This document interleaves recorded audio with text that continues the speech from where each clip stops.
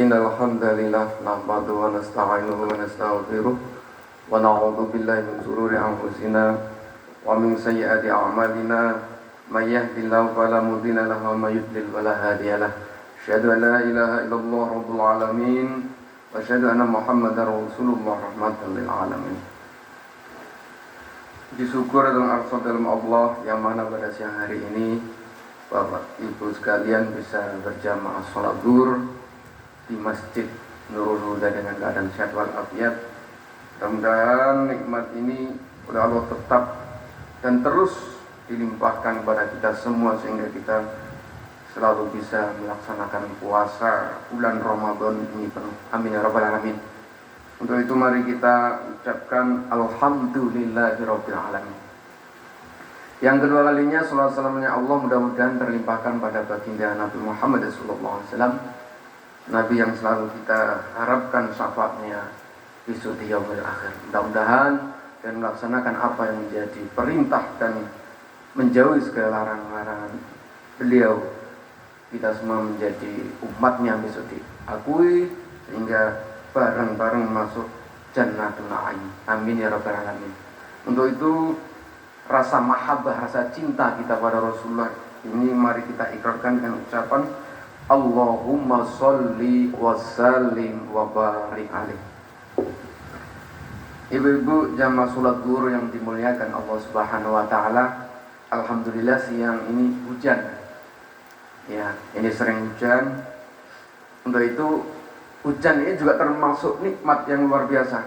Kita tahu di daerah-daerah lain hujan ini menyebabkan banjir, menyebabkan longsor, petir, dan bahkan jembatan-jembatan bisa putus akibat hujan yang lebat ini. Tapi ketika kita berdoa kepada Allah ketika datangnya hujan, niscaya ketika doa kita ini doa kita dikabulkan oleh Allah, maka kejadian-kejadian yang luar biasa itu, bencana-bencana itu tidak akan terjadi. Untuk itu biasakan ketika hujan turun kita berdoa. Ibu-ibu sudah hafal doanya, doa hujan? Gimana doanya? Mudah sekali. Allahumma shayyiban nafi'an. Allahumma shayyiban nafi'an. Mari bersama-sama. Sudah tiga. Allahumma shayyiban nafi'an. Langsung simpel. Artinya, ya Allah, jadikanlah hujan yang turun ini hujan yang bermanfaat. Nah, kalau doa kita oleh Allah dikabulkan, maka hujan itu akan mencukulkan tumbuhan yang menghijau, sawi-sawi, pertanian, sawah, ladang menjadi subur dan berkah berkat doa kita bersama. Ibu-ibu yang dimuliakan Allah Subhanahu wa taala, ada perkara yang menyebabkan hilangnya pahala puasa kita. Jadi ini saya sebutkan penyakit ini adalah penyakit yang luar biasa, bukan penyakit yang kecil. Jadi ibaratnya penyakit hati ini adalah penyakit semacam jantung koroner, darah tinggi, diabetes mellitus, kelas itulah. Kalau penyakit cuma koreng, kurap, gatal-gatal itu nggak usah dibahas. Jadi penyakit yang luar biasa yang dapat menghilangkan pahala kita adalah namanya, ibu-ibu biasanya hafal, min sarri hasidin idza hasad. Penyakit abu, hasad namanya. Penyakit hasad, hasidin. Jadi kalau ada orang namanya hasidin, itu artinya orang yang suka hasad.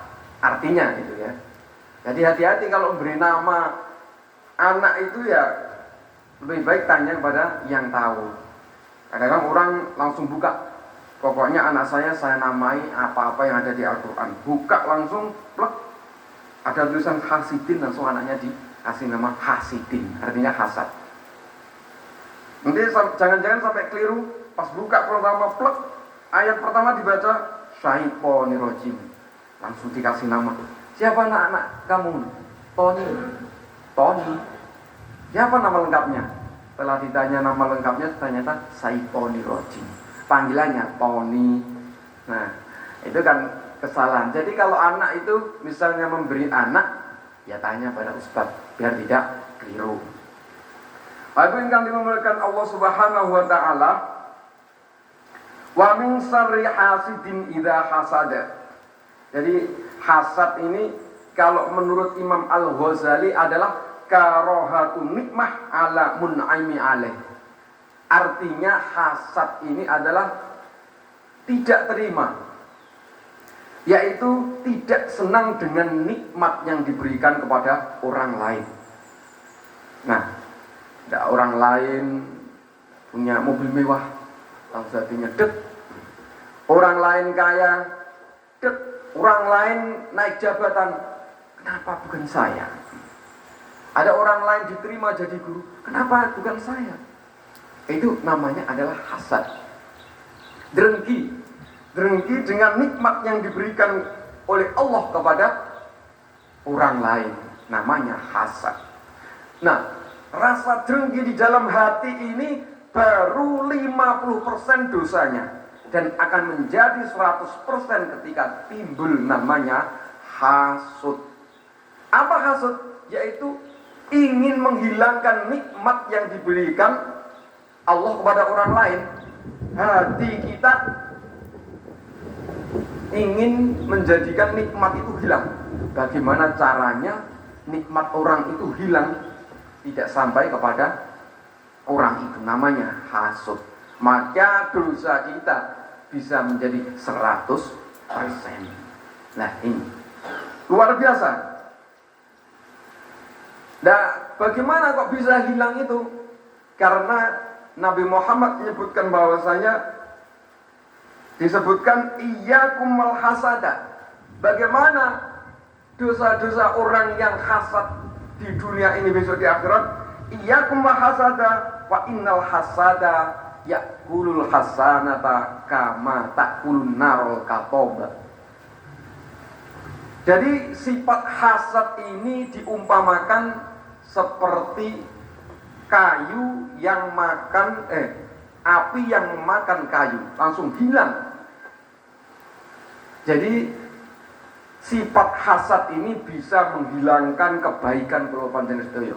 Sebab jenengan hasad, amal ibadah jenengan, sholat jenengan melayang, sedekah jenengan melayang, puasa jenengan melayang, tidak ada pahalanya sebab melaksanakan hasad. Dan kalau bisa itu, kalau hasad ini besok kita datang ke hadapan Allah itu dengan hati yang bersih.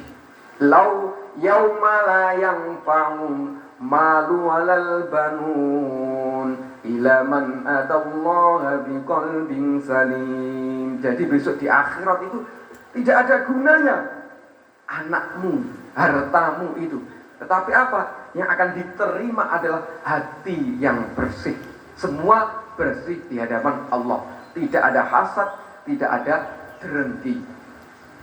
Bapak Ibu yang dimuliakan Allah Subhanahu wa taala.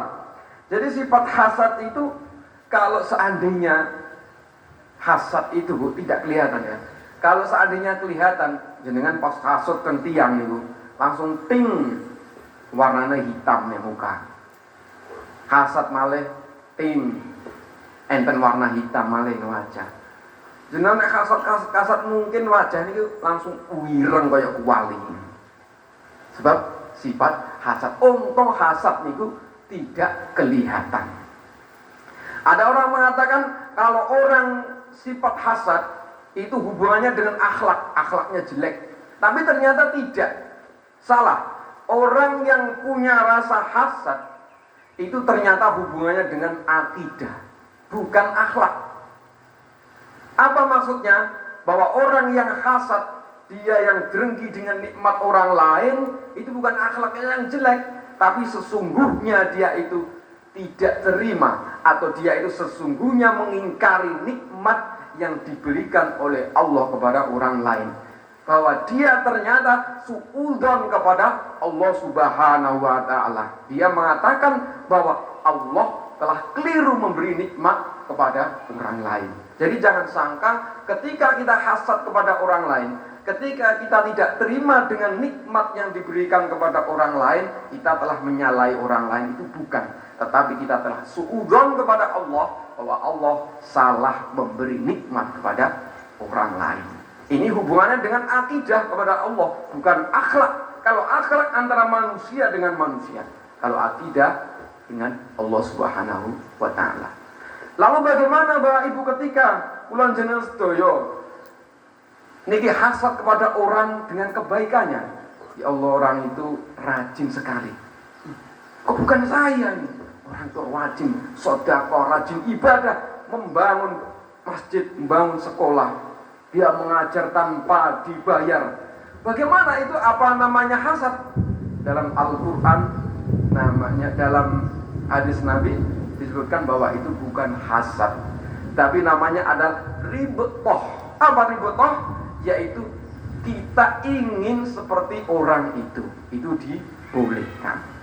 Bapak Ibu yang dimuliakan Allah Subhanahu wa taala, mudah-mudahan kula panjenengan sedaya ini timbul rasa-rasa ribetoh dan bukan hasad. Jadi kalau ada orang yang rajin ibadah, kita ingin seperti dia. Ada orang rajin sedekah, kita ingin seperti dia. Ada orang yang rajin sholat tahajud, rajin jamaah, kita ingin seperti dia. Ini adalah ridha. Mudah-mudahan hati kita oleh Allah dilembutkan, hati kita oleh Allah dilapangkan, sehingga kita menjalankan agama Islam ini dengan ringan, dan kita berpuasa ini juga pahalanya utuh, dijauhkan dari sifat hasad. Mungkin begitu saja yang bisa saya sampaikan, kurang lebihnya mohon maaf. Billahi taufik wal hidayah. Wassalamualaikum warahmatullahi wabarakatuh. Allahumma shalli ala Muhammad, ya Rabbi shalli alaihi wasallim. Allahumma shalli ala Muhammad, ya